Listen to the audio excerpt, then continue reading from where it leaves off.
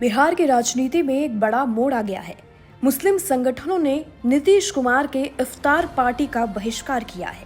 उन्होंने एनडीए के इफ्तार में शामिल होने से मना कर दिया है। माना जा रहा है कि ऐसा करके मुस्लिम संगठन वक्फ बोर्ड संशोधन अधिनियम का विरोध कर रहे हैं।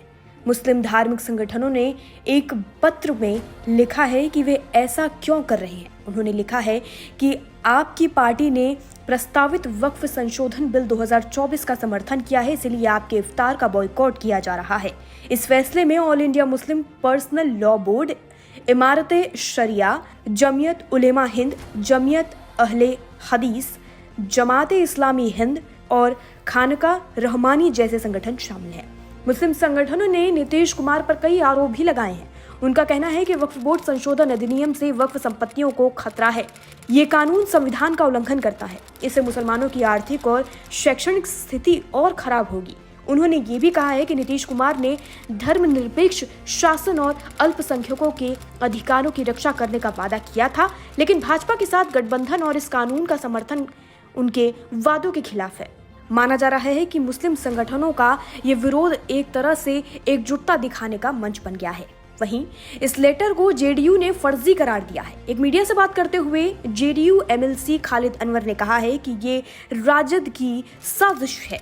लेटर को राजद ने जारी किया है, इससे स्पष्ट हो रहा है कि किसकी क्या नीयत है। उन्होंने कहा कि इफ्तार में बड़ी संख्या में मुसलमान भाई शरीक होंगे। जेडीयू विधान परिषद ने कहा है कि जिन लोगों ने बहिष्कार की बात की है उन्हें दावत दी गई है या नहीं, ये देखना पड़ेगा।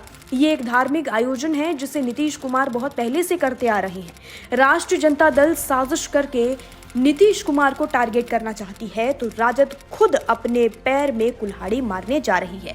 ये आयोजन मुसलमानों के सम्मान में किया जा रहा है। राजद को ये समझना चाहिए कि उपचुनाव में मुसलमानों ने जता दिया कि राजद ने उनकी लाशों पर जो सियासत की है उसे समझ गए हैं, तभी से राजद के लोग साजिश में लग गए हैं। ताज़ा मसला उसी का हिस्सा है। उनका मकसद है कि नीतीश कुमार के सेक्युलर क्रेडेंशियल को टारगेट किया जा रहा है, लेकिन बिहार के मुसलमान उनके बहकावे में आने वाले नहीं हैं। उन्होंने कहा कि राजद ने कुछ लोगों को अपने पास बुलाया और बैठक करके ये फर्जी लेटर जारी किया है। इसकी तस्वीर भी वायरल हो गई है। एक दो ऐसे संगठन हैं जिन्होंने कह दिया है कि लेटर से उनका कोई लेना देना नहीं है, वे लोग आ भी गए हैं। नीतीश कुमार से मुसलमान इतना मोहब्बत करते हैं, ये आज दिख जाएगा और राजद के मुंह पर तमाचा होगा। वहीं 2020 के बाद से बिहार की सियासत की जो हालात है वो बदल गए हैं। 2020 के विधानसभा चुनाव में राजद सबसे बड़ी पार्टी बनकर उभरी थी। उस समय MY समीकरण मजबूत दिख रहा था, लेकिन बाद में हुए उपचुनावों में राजद को सिर्फ एक सीट मिली। इससे वे विधानसभा में दूसरे नंबर की पार्टी बन गई। हाल ही में हुए 4 सीटों के उपचुनाव में भी राजद को कोई सीट नहीं मिली। इतना ही नहीं, राजद को अपने 2 गढ़ भी खोने पड़े।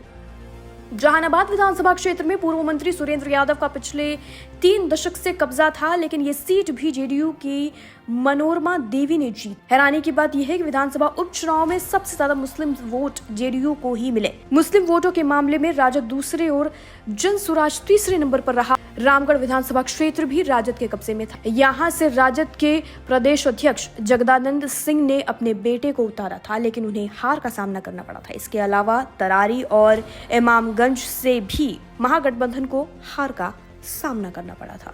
फिलहाल के लिए इस खबर में इतना ही। बाकी जानकारी के लिए और अपडेट के लिए जुड़े रहिए और देखते रहिए लोकमत हिंदी।